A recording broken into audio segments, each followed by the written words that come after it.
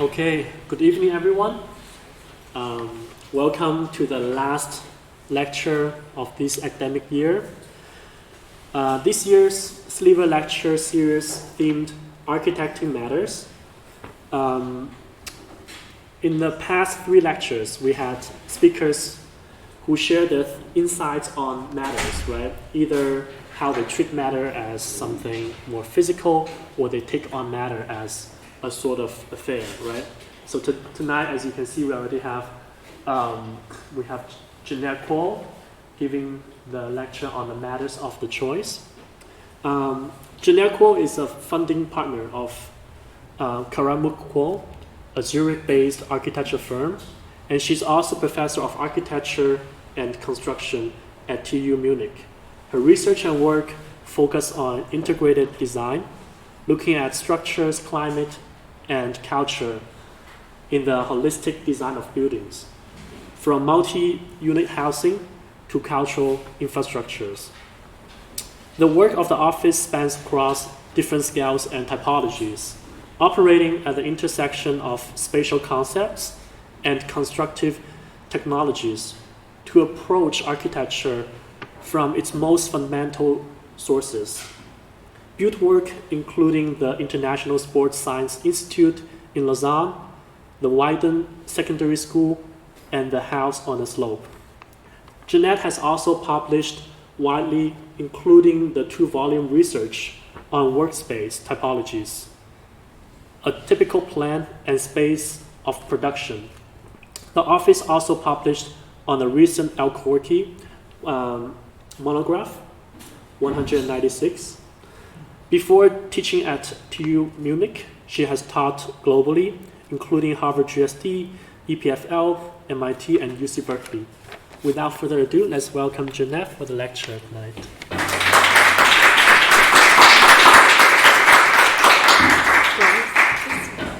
Okay. Probably I don't need. Is it on? It's fine. Well, thank you so much for braving this crazy tropical thunderstorm to come here.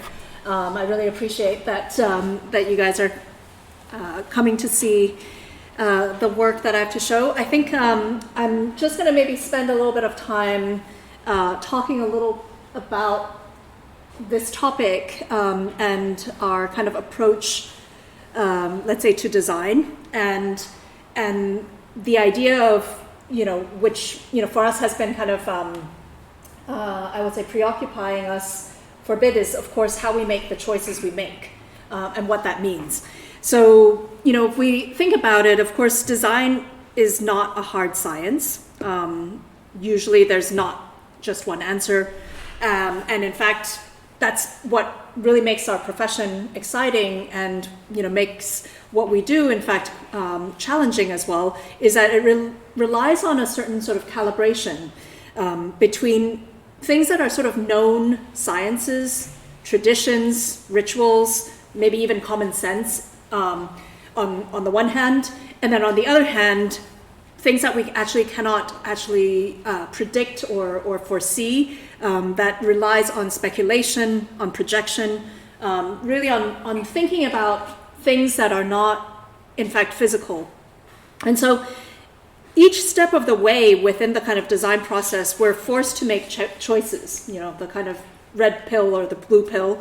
And with each choice, we prioritize certain things, and we also maybe close off other things.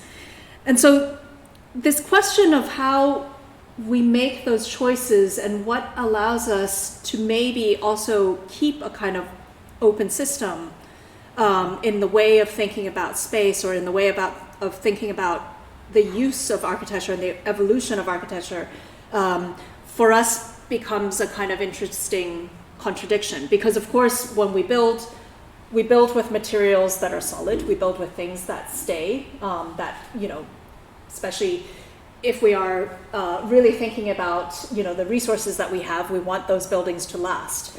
And that could be 80 to 100 years, maybe even longer. But of course, everything that is within it changes over time. Even, traditions and habits change over time. And so how do we reconcile those two aspects of it? So the question of materiality and its relationship to form and to space has always been implicit in the way that we design. However, there isn't always a kind of clear hierarchy in terms of what comes first or which decision actually drives it. In fact, very often you can really understand it almost like the chicken and egg question. Was materiality already in mind when we start, or does the material choice in fact become evident because of the nature of the project? So maybe it's not such a simple question to answer, but I'm just going to run through some of the things that we've done in the past, including some of the process that we do. We do, of course, a lot of physical models in our process, and very often, in fact, we start with processes that are maybe even non-material or atectonic. But the question of how it comes together and how it is constructed is, of course, always present. Even in designs that seem like abstract forms, abstract sort of massing, how we conceptualize the project is actually embodied in how we work the model. So already in this very first small scale, the concepts are rooted in this kind of logic of making. This gets, of course, even more important when we start to think about the way a building sits and interacts with its context, not only in its expression, but also in its kind of communication with certain relationships, ideas of openness, of formality or informality, a certain maybe decorum even, or an idea of lightness or of weight. For us, thinking materially is the same as thinking constructively and systematically. Every material, of course, has its own properties, its own behaviors and advantages and disadvantages. Every material has its own logic. And that logic, together with the kind of specificity of the site and the program constraints, generates a kind of material world of the project. And it's a world in which the tectonic and the structural become expressive and spatial, but also become, in some ways, you could say, vessels for a certain way of inhabiting. So the material logic is not only a kind of experience, but also a kind of organizational framework for the design. So if we think about then let's say the kind of logic of design and the design process, a lot of it has to do with this game of part to whole. And in our work, the philosophy from one scale is really deeply tied into the next, so that in the end, even if each project might be quite different spatially or even aesthetically, they all have a certain material integrity that's tied to this kind of conceptual logic. Today I will show mainly the kind of built projects that we've done, each of which is tied not only to a kind of a structural material, let's say, presence, but also to a certain ambition in regards to the longevity or the generosity of a project. And this generosity is important when we consider the idea of sustainability and how we kind of confront that these days. The ability, let's say, of a project to anticipate difference or change over time, or to be, robust enough to accommodate different conditions simultaneously. This generosity is maybe also a certain way of working with a kind of economy of means, of being resource conscious and thinking about the materials that we use. And so pushing the kind of potentials of a space beyond just its immediate response to the brief, but really to consider a kind of material ecology that contributes to our built environment. So, where does the material come from? Where does it go? And of course, when we have it in place, what all can it do? The Weiden Secondary School is a project in Rapperswil-Jona, which is about an hour outside of Zurich. We finished this project in 2017, and through a kind of selective competition process. And when we went to visit the site, for the kind of competition, the character of it was quite typical in some ways of a lot of towns on the periphery of large cities, which is, in somewhat unremarkable. You could say, it's a kind of agglomeration, a little bit of housing, some industrial sites, and still quite a lot of agricultural fields. And then in the midst of all of this, there was a kind of a campus that was existing.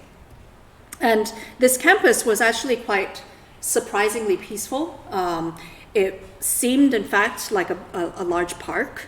And within this park, there was these very low-lying, low-density pavilions that held the primary and secondary schools that were there, that were existing. And the brief, of course, was about an extension to these existing schools.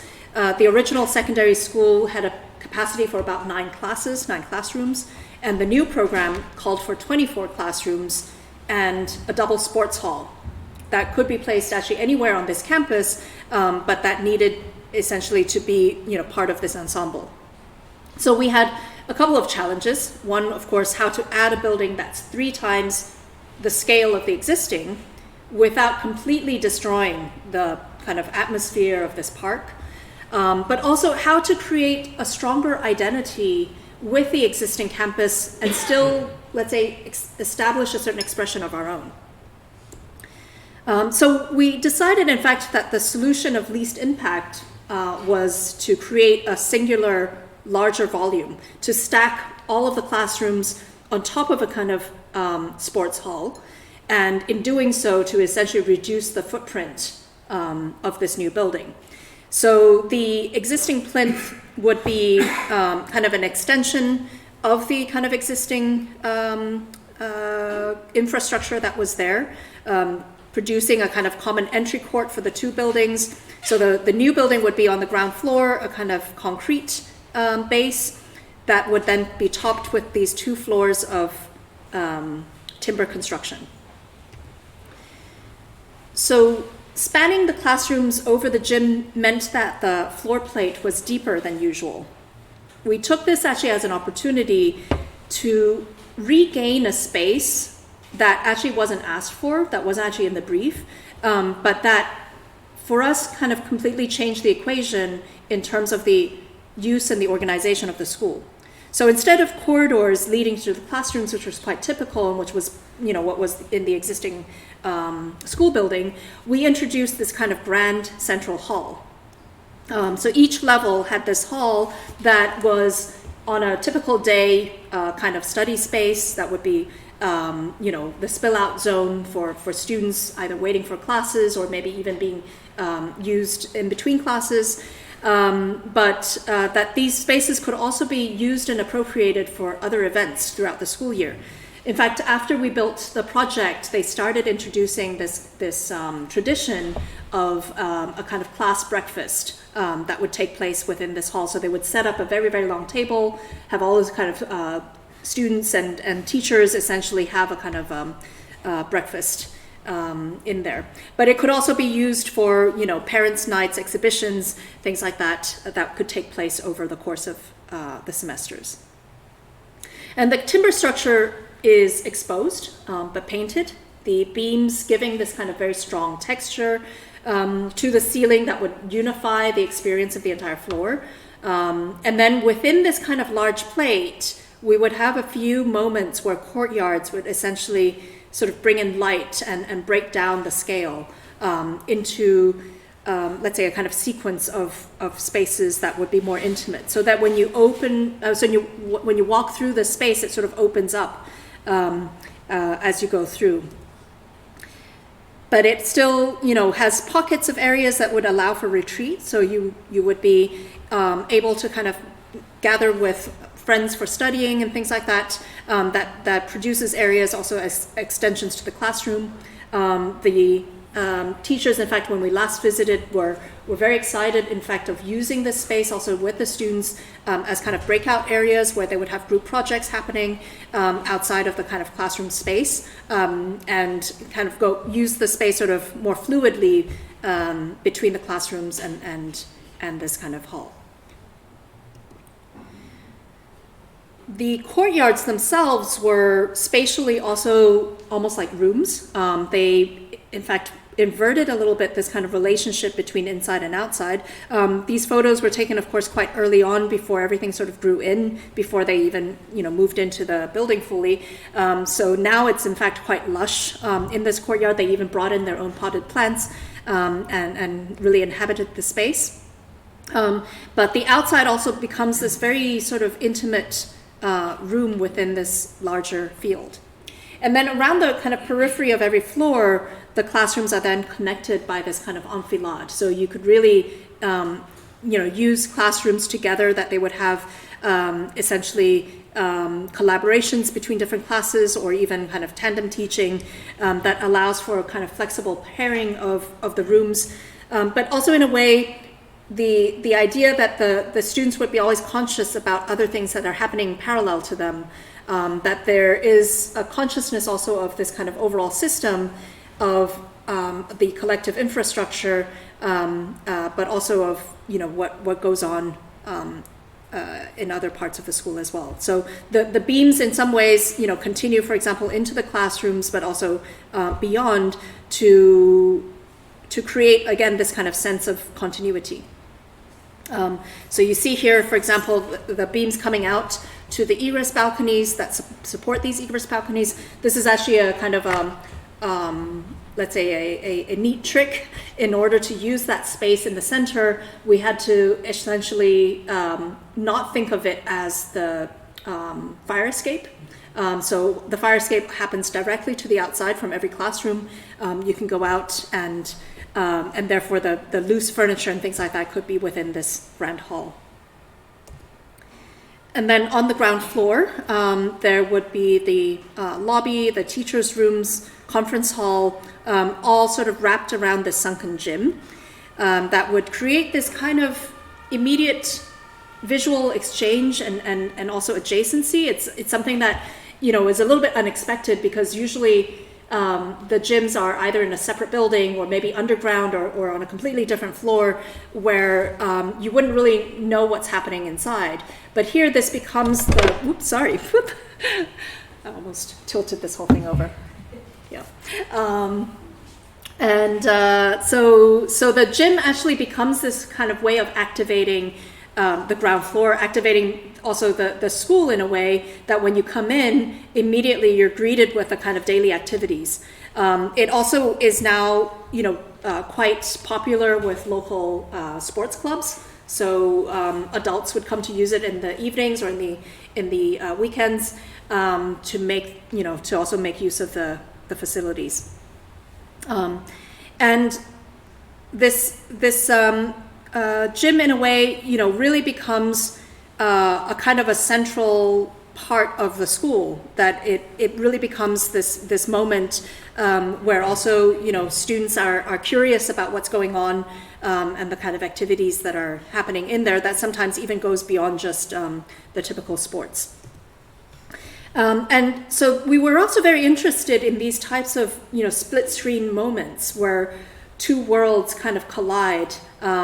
Here, for example, the kind of lobby space overlooking the gym, but also from the gym looking back up into the kind of conference area, small auditorium that they would have up there, that would allow you to have a certain consciousness of the different parallel activities that were going on.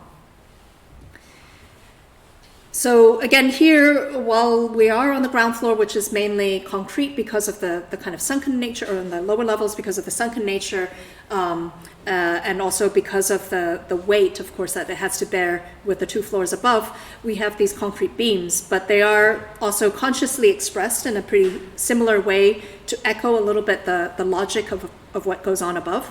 But these beams are in fact much deeper than what you see. There's a lot of infrastructure that goes on above that is kind of covered by the acoustical panels that are in there, but the beams essentially regulate all the things that are needed for the sports to happen. So, the basketball hoops and things like that drop down from above as well, things like that.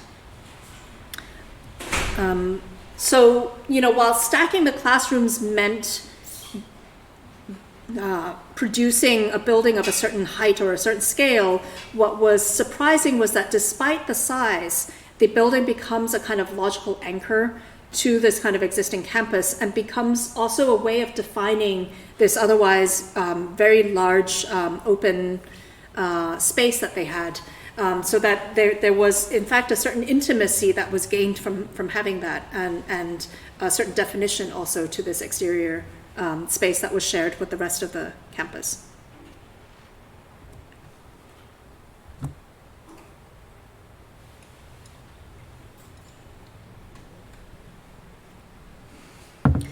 The house on a slope is actually not a single-family house. It's a housing project for 5 apartment units in a very posh villa neighborhood with lake view. So this is kind of the Gold Coast of Zurich. And the project is consciously a project of stealth density because of the kind of NIMBY attitudes that are there. Very often, also in Switzerland, it's very easy to, as a neighbor, to protest against construction, and you can really stop construction from happening. And so a lot of times when you're designing, especially in neighborhoods like this, part of it is about appeasing your neighbors or trying as much to sort of blend in that it doesn't kind of raise their eyebrows. So this is, in a way, an apartment building disguised to look like a single-family home. And instead of the kind of typical subdivision into kind of self-similar units, we really looked for a kind of diversity of units that would allow the client to kind of attract a wide range of renters, to have also very mixed incomes, very mixed generations that would be living there, so that through this kind of mix, we would create essentially on this lot a kind of community. So most of the time when you build on a slope, and you see that on projects that also happen along this kind of Gold Coast of Zurich, is that you try to maximize the building envelope by approximating the slope, because the zoning code essentially says that you're allowed to build a kind of offset of the terrain. And usually this means that you would do sort of terraced housing. So you see a lot of that happening, where terrace housing means, you know, you would have 1 unit per floor, everybody orienting towards the view of this kind of grand lake. And that becomes really the kind of selling factor, right? This view towards the lake. We chose instead to kind of just dumbly follow the slope. Really essentially taking that offset line and using that as this kind of buildable envelope, and filling that up. This allowed us not only to sort of integrate the building into this villa context with this kind of gable roof, but also to maybe question a little bit the quality of what apartments in here would mean, you know. So the idea that it's not necessarily just about views, maybe the view is overrated, but really it's about producing a series of radically different apartments that have very different price segments, but also very distinct spatial characteristics. That maybe there is also, in that sense, different users that might really embrace these, you know, each of these units, but also ones that would completely hate it. And so this idea of this kind of, you know, diversity sort of tightly packed into this form meant that we were exploring essentially the kind of geometries of that puzzle, and ended up with 5 units. This is an earlier study model, an earlier concept model, where we still had 6 units, but one of those kind of got merged into a 2-floor maisonette. So we had a kind of split level garden unit, handicapped accessible apartments, which was required by law. That's a third of what would be offered.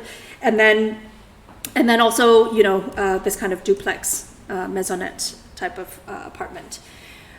So the client, you know, who had actually inherited this property, and actually didn't want to live there himself, decided in fact that he wanted to give back to the neighborhood, that he wanted to actually make more affordable units and more affordable housing in this kind of area, that would cater to maybe small families and young professionals.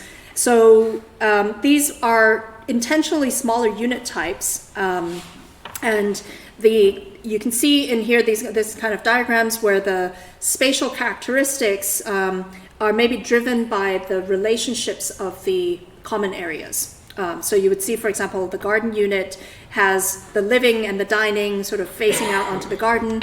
There's the one sort of lower middle one, which is this kind of diagonal unit where you go from the kitchen to a kind of central hall to a kind of living area that opens into a balcony that cuts through diagonally the entire apartment.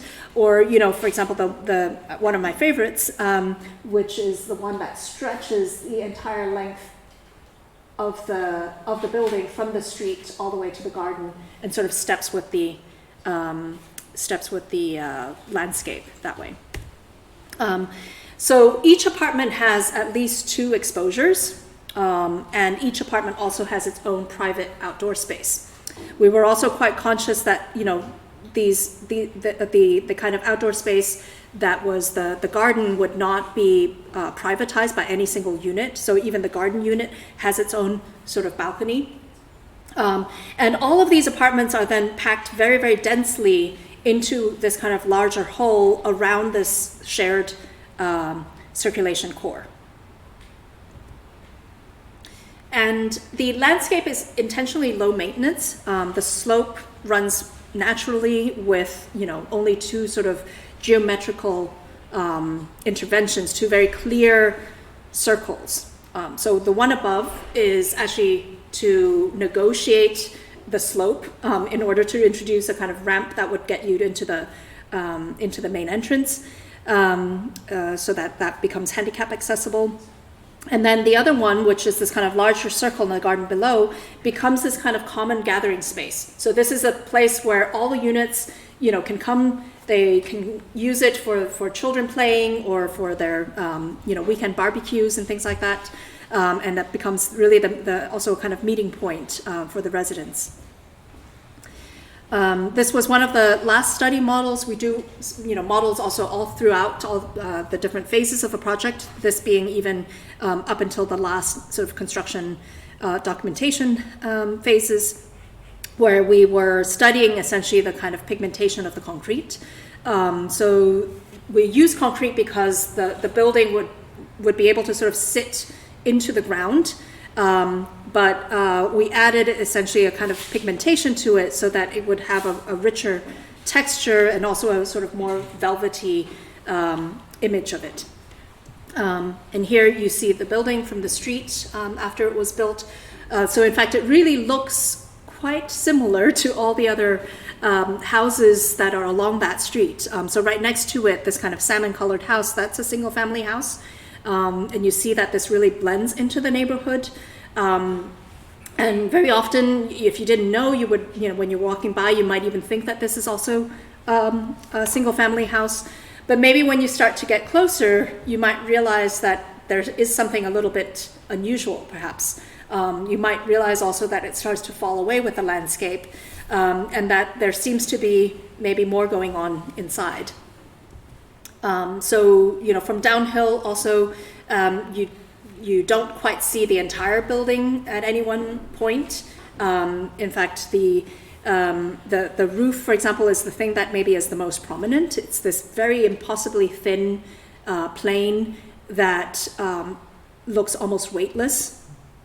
And from the garden, so this is the only part where I think you can actually see the entire building as a whole frontally, is actually from the kind of private part of the garden, that you see also this kind of composition of balconies and windows that doesn't quite make sense of what you would normally think of as being an apartment.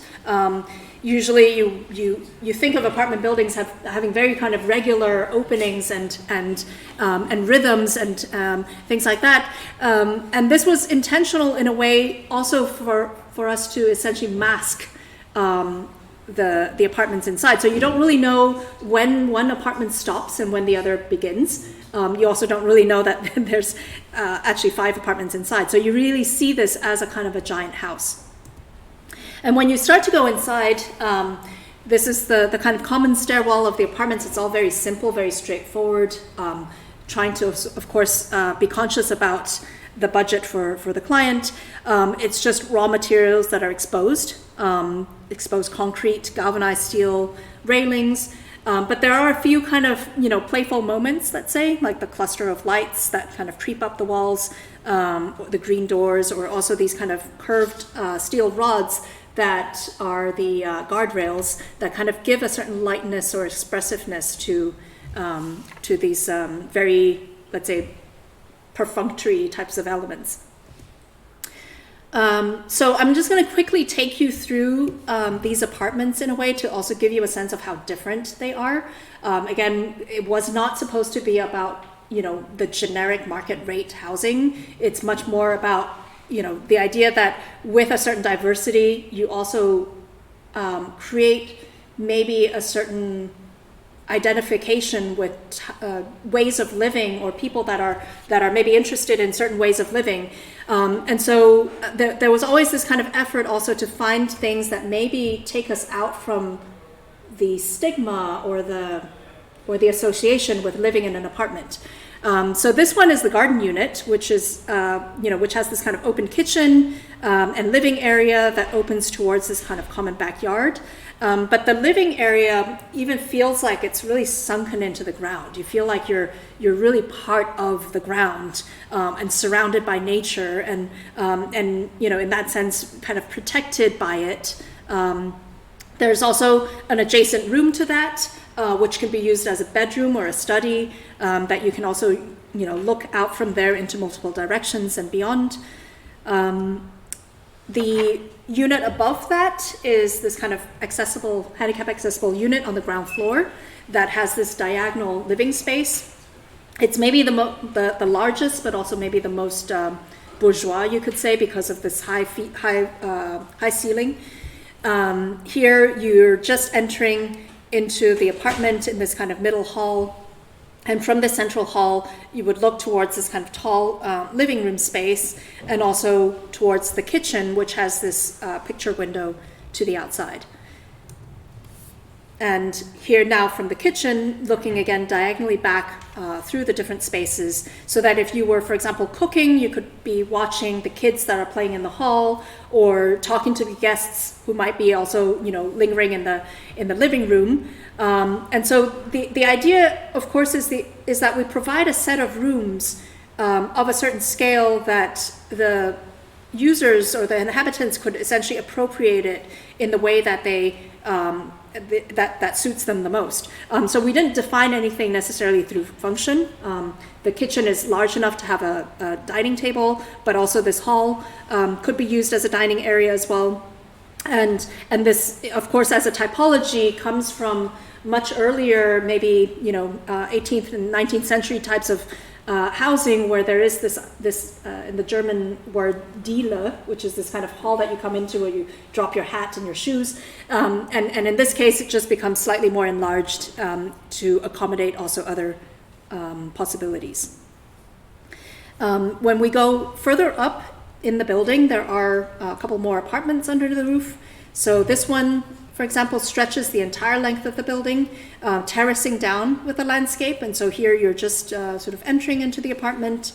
And now sort of from the lowest moment of the apartment, looking back all the way up to the window at the very end that you see that's past the kitchen, that essentially looks out into the street. There is a door to that room as well that's sort of pocketed into the cabinet of the kitchen. So you can completely close that room off as a kind of hidden room.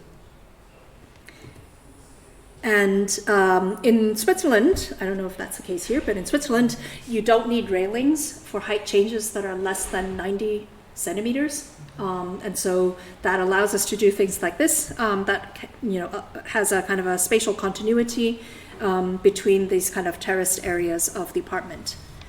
The fourth apartment under the roof, which is maybe the most heroic in terms of its views, has a very loft-like character to it.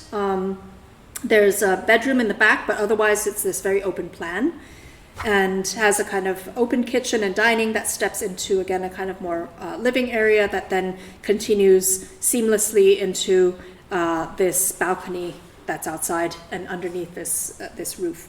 So from this balcony, you can actually look all the way to the center of Zurich. Those of you that know Zurich, you might recognize the Prime Tower. That's this little blue spot in the back.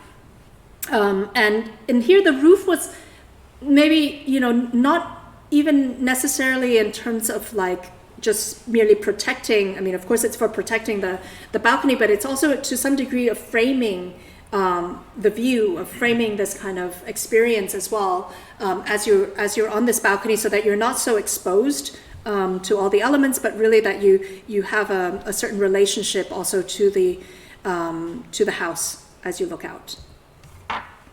And here is the bedroom of this otherwise, very loft-like unit. We felt, of course, that it was always important to have a space of retreat, a space where there is a certain sort of intimacy and a certain scale that was associated with it. So, and now this is the last unit, which is all the way at the top. That's this kind of duplex. It's actually the smallest unit, but has its own sort of private stair, where you have a living area and kitchen that's on the lower level, and then on the upper mezzanine, there's a kind of a sleeping alcove. It's very small, but a kind of efficient unit with this kind of inbuilt storage area. So, these 5 very, very different apartments are puzzled 3-dimensionally into this volume, which normally would be serving one family. Here we see the view from the neighbors, which underscores really this kind of stealth nature of the building. And in fact, this kind of pigmented concrete also allows the facade to kind of recede into the background. So what you really notice is more this kind of sharp, thin roof and the window frames, but even those, sometimes blend with the sky. And here it is in the context. So you see again, I think the only one that's multifamily is the one that's directly in front of our building that has 3-4 apartments. But otherwise, all the other houses, including the gray one, which is on the left of the image, they're all single-family homes. And so the question also, of course, how do we think about these types of suburban conditions where, we're having a housing crisis in Zurich where there isn't enough affordable housing, but you have houses here where some of these single-family houses are really having just one occupant. Because the kids have moved out and there's just a kind of retired person living there. So some of these strategies are also thinking about how we could operate within these types of contexts.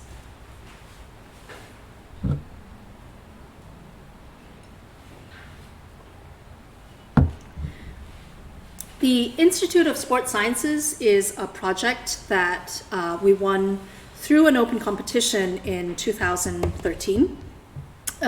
It's a building on the campus of the University of Lausanne that essentially is meant for 4 different public and private organizations that research and teach sports sciences.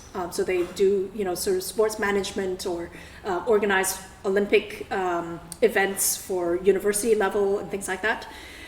It's also a project where the structure, the climate, and the space really comes together in a kind of coherent whole to challenge what was at the time a kind of the kind of energy standards and the norms.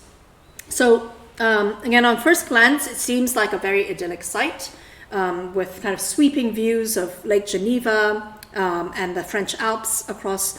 And if you guys know, the Lausanne area, to the left of the screen would be the EPFL campus. That's a completely different university than the University of Lausanne, but they're right next to each other.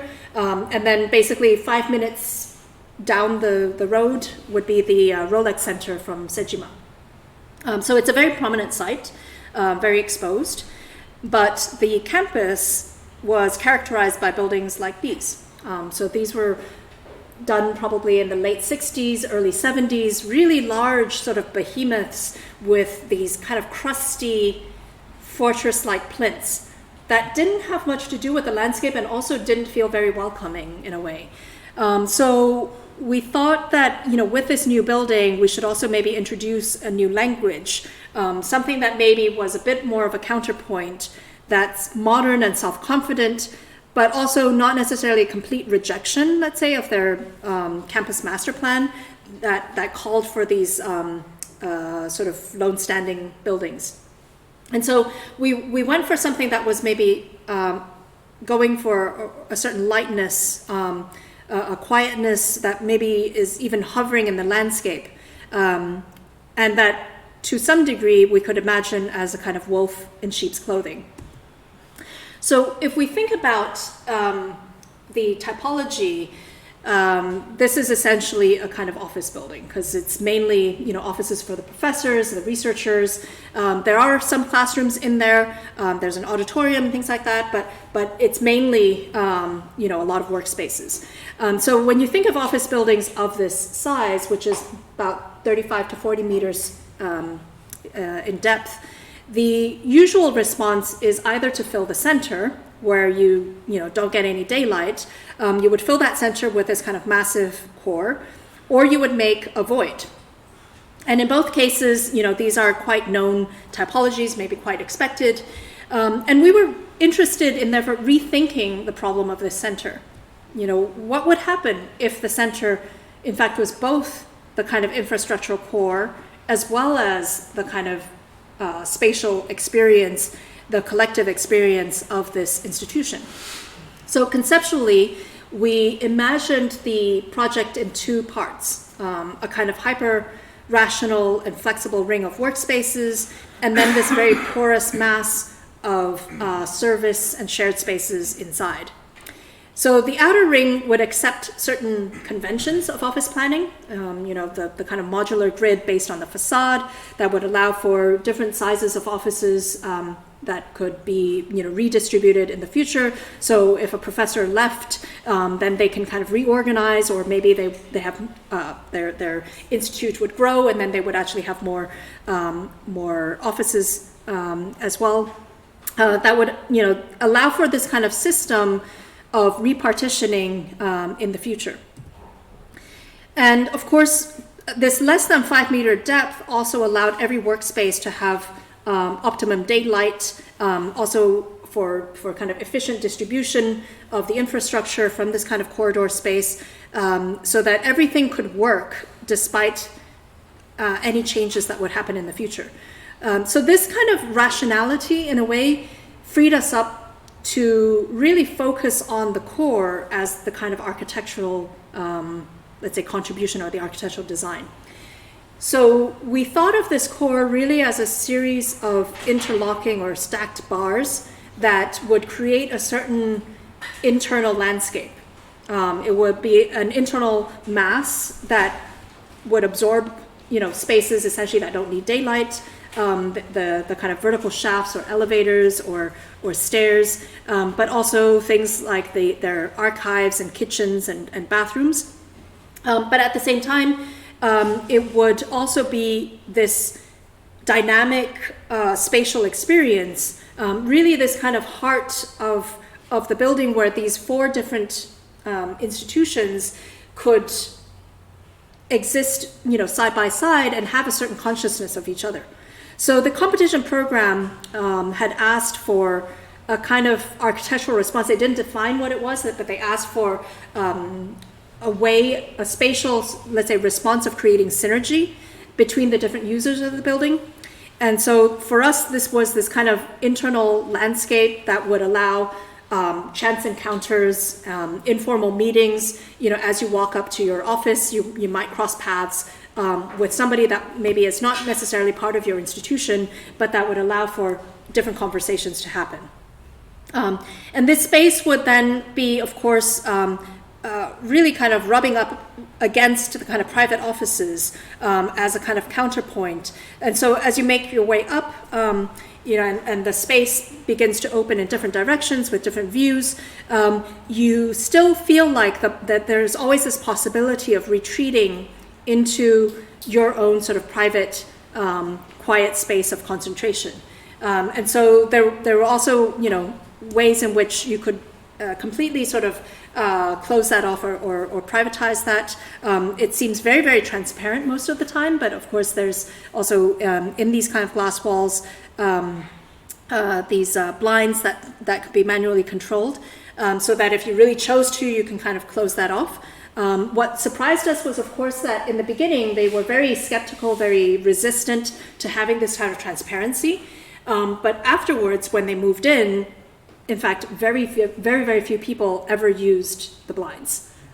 They really enjoyed having this kind of consciousness, and in fact, they didn't feel at all like their privacy was being violated.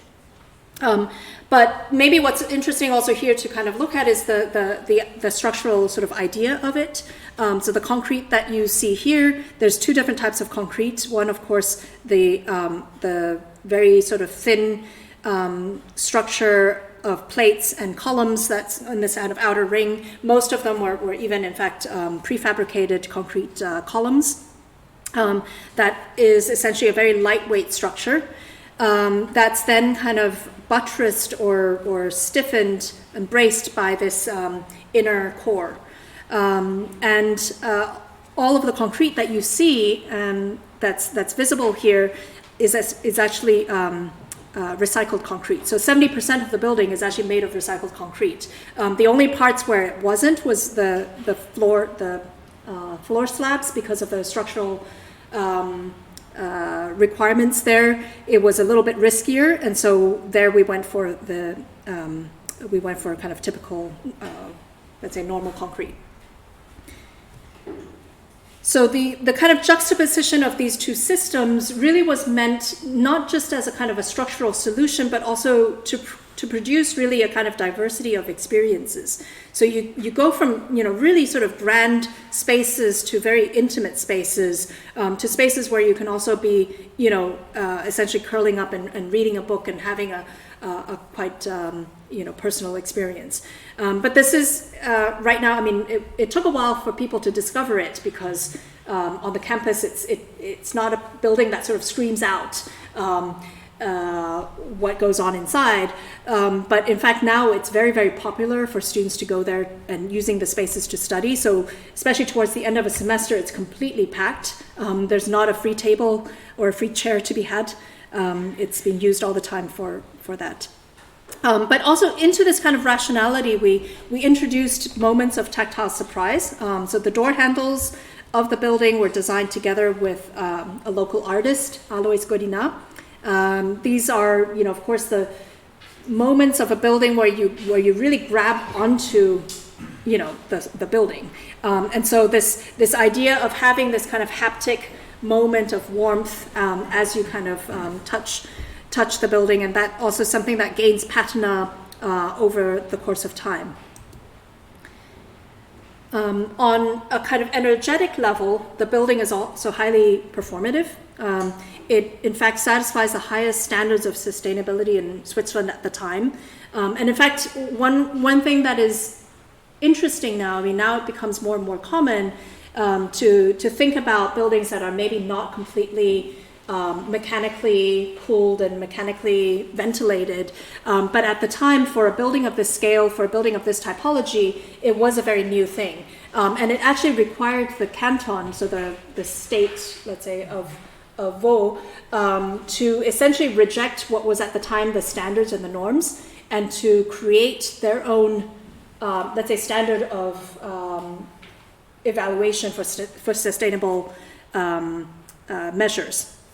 And so this concept of durability, was very, very central to that. This idea that this building, this structure that we provide, essentially something that exists for the next, 80 to 100 years, but that we think about it in the layers that are successively removable, so that the concrete, for example, is there, but everything else actually could be kind of replaced or maintained over the course of time, and be accessed according to their lifespans.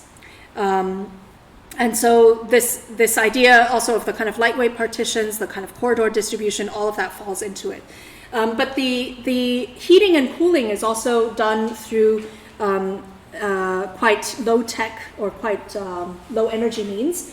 We essentially heat and cool the building with the lake water that's just across from that's, yeah, just outside of the building. So the lake water is actually pumped through the slabs. So these are thermally activated slabs that allows for a constant temperature without very much energy use. This is getting very technical, but maybe I skip through that.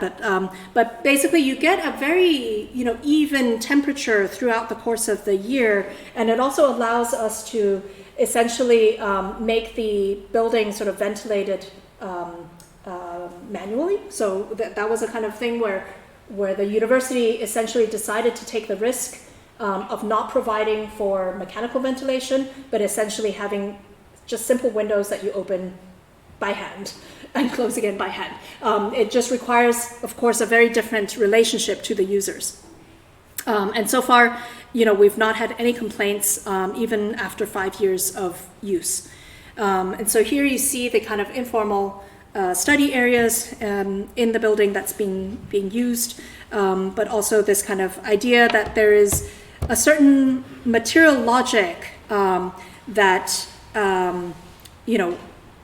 is thought of together with the concept and the spatial relationships of the building as this kind of infrastructure for collective life.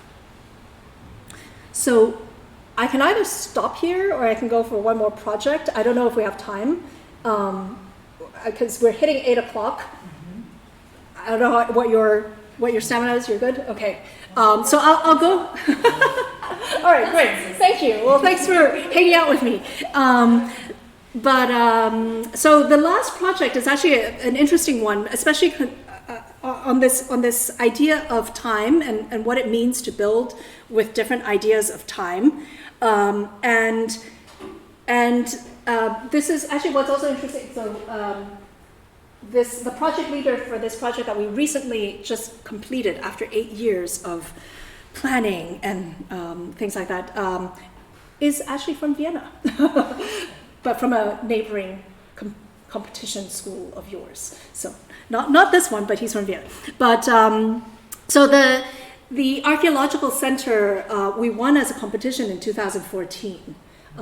And because we're working with archaeological time, it also moved very slowly. No, but it's a bit of a joke. But it was mainly for political and financial reasons. The project had to be done in 2 parts. So there was a kind of phasing for it. We needed to go for funding in two intervals. That slowed down the entire process. Also, there was a lot of political opposition, believe it or not, to something like this, because people didn't see the need of funding, or politicians, actually I should say, didn't see the need of putting money into old things that nobody cares about, or they think nobody cares about. And so there was, of course, a lot of negotiations, hostage taking even, where our project, it wasn't related to our design in any way, but that because of the way that properties were being managed, this is a project that is actually owned and run by the canton, which is a higher political level, but then the land is of course owned by the community, which is the Gemeinde, and that created an opportunity, let's say, for some hostage taking of the project, so that the Gemeinde could negotiate some extra fees from the canton, and so that stopped the project for 1.5 years or so. But in any case, I think what's interesting here is also because we were building on top of parts of the Roman city that might in the future be excavated. So the project from the get-go already had to have in its DNA, let's say, a possibility to be demounted, to be taken down, and that whatever was lying underneath it would in the future still be intact and possible to excavate. And so, when we're talking to archaeologists, we're of course talking about centuries and decades and things like that. But at the same time, we're talking about a building that maybe in 50 years would disappear. And so this question of time was for us a very interesting register in this project. So the site is along the highway between Zurich and Basel. Where Augusta Raurica, which is one of the most extensive and well-preserved Roman cities, was discovered in the 1500s. So our site is just south of the open air museum area that you can actually visit quite freely today. So all the red that's on this map is everything that is known to be underground, or everything that had existed that they know of during the Roman times. And of course, there has been excavations for over 500 years now, but only about 10% of the city has been exposed. So you have, for example, things like this, the amphitheater and the temples that are kind of exposed and preserved. But we forget that it takes a lot of effort, a lot of resources and money to maintain these artifacts the moment they're exhumed, the moment they're above ground and that weather essentially gets to them. So, you know, they've been very conscious about only excavating when necessary, or excavating in a very slow process.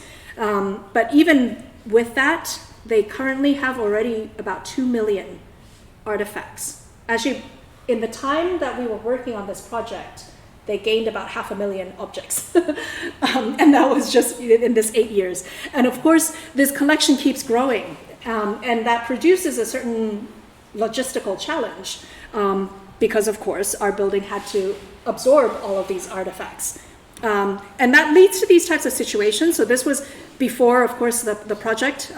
This was how they had been protecting these large artifacts. They just shoved them under the eaves of garden sheds. And, you know, there were things like this, which we were very shocked to see when we first went to visit. After winning the competition, they took us around.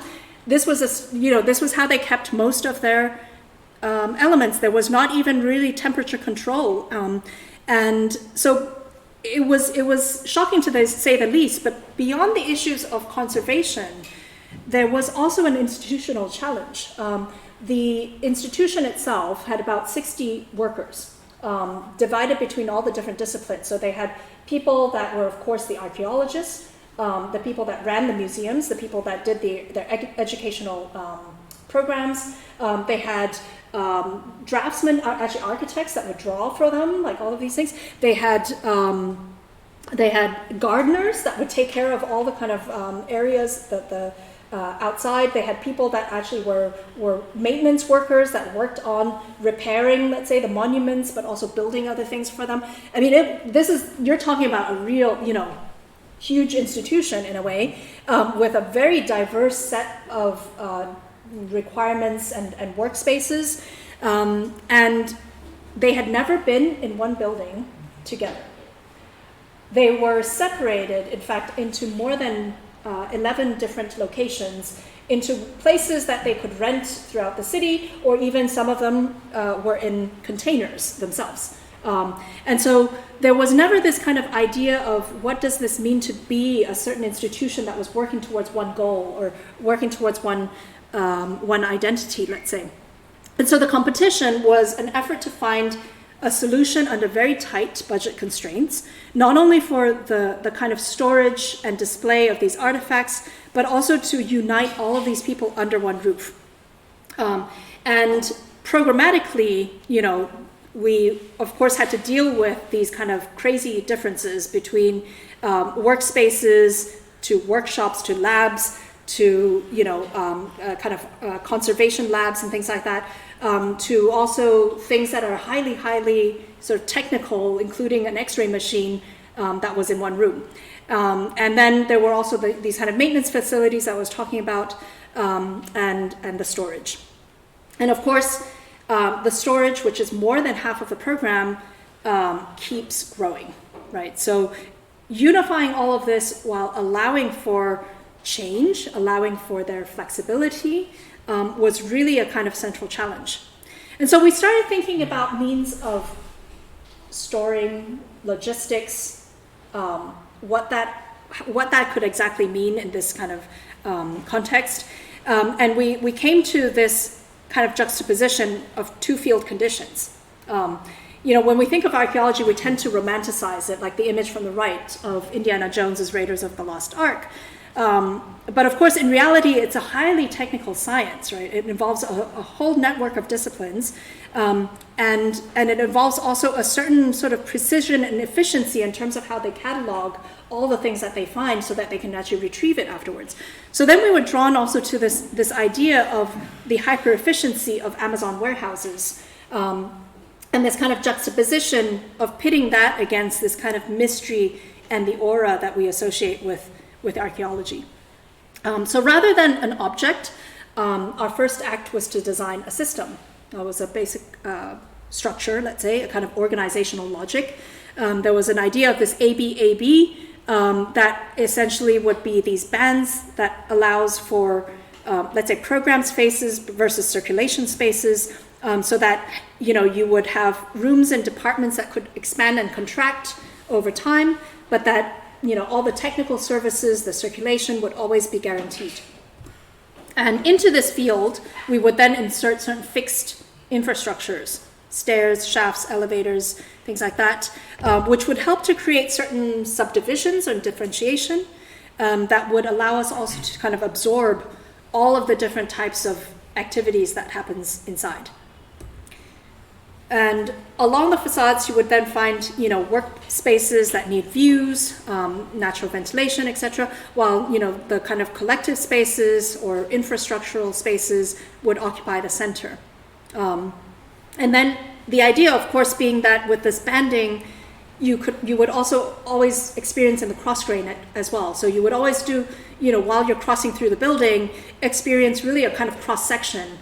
This was important, especially because of the fact that they had never worked together in one space. So, these gardeners or these maintenance workers, they never knew what exactly the archaeologists were doing. And so this idea of opening that whole thing up and thinking about this as one building was really a kind of a central concept. In the competition, in fact, I think were one of 2 projects that unified everything into one form. Because of the phasing of it, most people actually had different buildings for this. We decided that we wanted this to look like it was continuous, and therefore to absorb everything into one system. And this whole structure would sit essentially on a plate over the ruins. So, this construction not only would need to be as light as possible, but also we had to think about the balancing of the weight, that it would be kind of evenly distributed across the plate. We mistakenly thought before we went into the competition that usually, if you are building on top of archaeological ruins, you want to have like little pylons or something like that to try to miss those things. Here, the problem is that we don't even know what's underneath. We don't know what's going to be there and what you would hit if you kind of went down. And so the only way to do it and to preserve everything that's underneath is essentially to cover it with this plate. And so what happened is that to protect all the finds that are underneath, we had to build a little earth layer. Sorry, I was thinking in German. A little earth layer that essentially protects everything. So it's a 1 meter deep layer of earth. On top of that, a kind of concrete slab. And then on top of that, this kind of lightweight steel structure. And steel, because not only is it lightweight, but of course it's easy to take apart again afterwards. And then the idea, of course, being that the artifacts, being these kind of large, heavy stone finds, would be on one level, whereas the workspaces that where it's occupied by humans that are lighter would actually be on 2 levels that would hopefully balance off the weight. This kind of linear building also allows the construction to be easily phased and also extended. We didn't know actually whether the second phase would come or not. There was always the risk that they would stop the funding and we had to stop the building. And so the idea was that the building could stop at any point and still look complete, or that if in the future they needed to have more space, they would just simply extend it further. So these are, again, kind of early models. Actually, the competition did not allow for any renderings or model shots or anything like that, just drawings, just plans. So these were done after we won the competition, but just right afterwards to test what we really we're imagining. But the workspaces are defined by two kind of spatial experiences. This, on the one hand, this kind of horizontal transparency, which allows you to see across different departments, emphasizing this kind of field condition. And then these would be punctuated by this kind of these kind of occasional verticalities that bring light and also views into the deep floors. So on the outside, also to reduce cost, we used very simple everyday materials, industrial materials that maybe would be transformed through the kind of more unconventional use. So this is kind of corrugated steel that would have different densities that forms this kind of language of sedimentation and would result in this almost primordial expression. And here, of course, you see it complete. The first phase actually was already moved in 2 years ago, but we didn't really kind of make a big deal of it. We were waiting still for the entire building to be completed before we started showing any of this. But now the second phase is also complete. And so you see here, for example, these meeting rooms that are deep in the middle of the building where you get still quite a lot of daylight.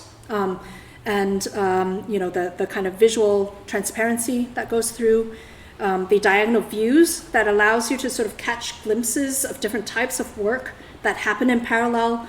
So we were just we were just looking in the meeting room earlier. That's on the top of this image, and that overlooks this kind of inventory space where they catalog all the pieces.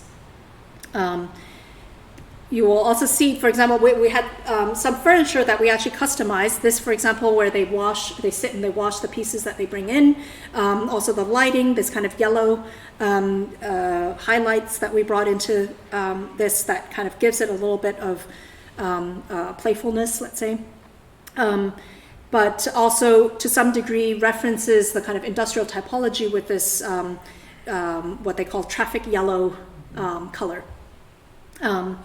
And here you see the double height space where they do the sorting, the inventory again. And usually the double height spaces are kind of either common areas or special spaces. Here we're looking from the library to the stair that leads down to the kind of coffee room, the Pausenraum. There's also, again, these spaces that have very, very highly technical demands. This is where they do all the kind of restoration and conservation. So in the rooms that are surrounding this space, they have all sorts of very sensitive machines that have to be, very sort of specifically controlled. So here you see really this kind of battery of mechanical ventilation and stuff that actually doesn't happen anywhere else in the building. But here you have this so these arms are actually meant to, they're like, what do you say, Staubsauger, vacuum cleaners that vacuum the dust from the things that they clean. And so the room, the kind of idea of archaeology being something that actually is investigating history, but through a very, very modern technical means. That's not necessarily about romanticizing it, but really giving them the infrastructure that they need to do the work that they need to do. So we also, similar to in Lausanne, we also explored a lot of ideas, let's say, of durability in similar terms. So, for example, the idea of the separation of systems that allow us to take apart the entire building, but also to access all the kind of mechanics of it, and to essentially think about how this disassembly could happen in the future. That led, of course, to a very direct language of construction where there's this very clear hierarchy between what's primary, secondary, and tertiary elements, but also a lot of coordination. So all of this, in order to make the ceiling clean and pretty like that, was a lot of hours spent with consultants thinking about where sprinkler pipes would go versus lighting versus all the electricals and things like that, and also how to make all of this as low tech as possible so we don't have too much mechanical ducts floating through the spaces. So this is actually very, the hallways themselves serve as mechanical ducts, and you see that this little panel that protrudes out into the space, that's actually a kind of CO2 activated air supply that basically draws fresh air from the corridor if that's needed. So a relatively low-tech system. And so, again, similar to Lausanne and similar to what I was showing before, we kind of riffed off these kind of industrial buildings that have these pipes that are colorful to mark all the different infrastructures. So we painted also these types of features in distinct colors that would activate that. And here you see the beginnings. We haven't photographed officially yet the second phase that's going to happen in 2 weeks. But they are moving all the artifacts now into this hall that will take place over the course of the summer. And what's really interesting is thinking about, how many hundreds of years actually exist within this space. And what we didn't realize when we were proposing this, but in speaking with the archaeologists afterwards, how important this was to them that everything was in one space together. So this is one of the first times, and actually I don't even know if there's another example, maybe there is somewhere else in the world, but according to them, they don't even know of another place where everything is in one hall, meaning everything from the metal finds, the coins, the jewelry, to the kind of large architectural elements that they have, to the bone fragments that they found there. Everything is in one space and cataloged in a way that you could essentially, very easily sort of understand and cross-reference between not only the different disciplines, but also between different time periods of their archaeological dig. Usually in a kind of archaeological institution, they have these things in separate buildings. So you might have the statues in one and the metals in another one, or at least in different rooms. And so this thing for them to be able to sort of have a cross-section of everything, walking through this and understanding the kind of impact of all of that was really really mind-blowing. And so maybe I could just kind of leave you with that thought in a way, because of course we are building always to thinking about how we can make most of the resources that we have. And of course these days, maybe the timeframes that we're talking about